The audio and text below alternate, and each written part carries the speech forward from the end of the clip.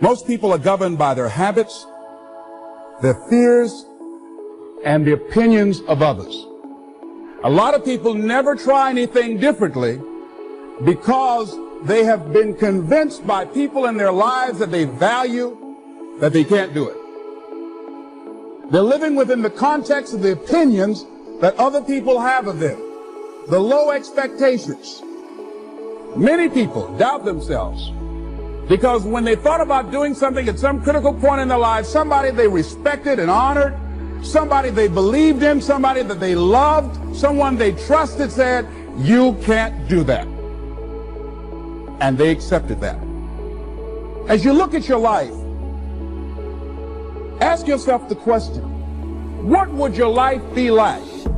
What would your life look like if you decided not to care what people thought of you? What would your life be like if you decided to give up some of your fears? What would your life be like if you decided to become courageous? What would your life be like? If you decided to act on your dream, if you did what you felt in your heart. You know what courageous means? Tom Ruskin and Randy Reed said. They said that courage comes from a French word which means of the heart. But how does it feel to you? He says it's courage, it takes courage to live. Says most people go through life not allowing themselves to step out because they don't want to let go. They don't want to be blown around. They don't want to be moved. The courage to face life's whirling wind of contradictions. The courage to love yourself. The courage to love. For years, I was afraid to love. The courage to take a chance. The courage to be who you are. He says courage isn't for somebody else, for medals, applause, or moral debts. Courage is what at that moment feels most right for you.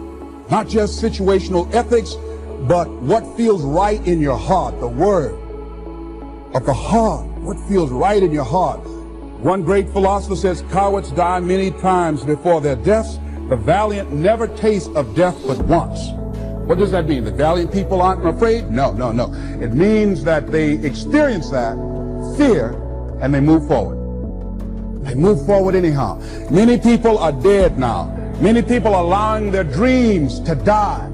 Many people are allowing the ideas to lie dormant and collect dust. Many people have all this talent and ability that they are allowing to be buried inside of them, that they will take with them to their graves because they didn't have the courage to be who they are. That's why action is so important. The least action, the smallest action. Take it. Because when you start accomplishing and the value starts to return from that one action, it'll inspire you to do the next one and the next one and the next one. You start walking around the block, it'll inspire you to get an apple. Get an apple, it'll inspire you to get a book. Get a book, it'll inspire you to get a journal. Get a journal, it'll inspire you to grow, develop some skills. All disciplines affect each other. Every lack affects the rest. Every new affects the rest. The key is to diminish the lack and set up the new. And you've started a whole new life process. Key. Also, one more thought on discipline. Here's the greatest value of discipline. Self-worth. Self-esteem. People are teaching self-esteem these days, but they don't connect it to discipline. The least lack of discipline, and it starts to erode our psyche. One of the greatest temptations is to just ease up a little bit, right? The slightest lack of doing your best starts to erode the psyche. Instead of doing your best, doing just a little less than your best. Sure enough, you say, well, it's just going to affect my sales. No, it's going to affect your consciousness.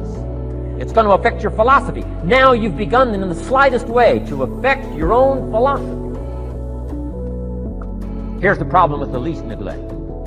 Neglect starts as an infection. And if you don't take care of it, it becomes a disease.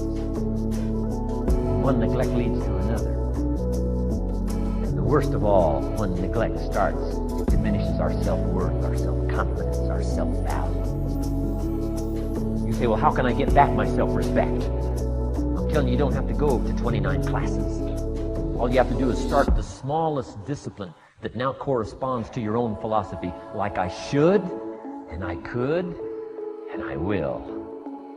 No longer will I let neglect stack up on me so that I will have the sorry scenario 6 years from now, giving some excuse instead of celebrating my progress. That's the key to discipline. Okay? Let's get kids involved in the least of discipline.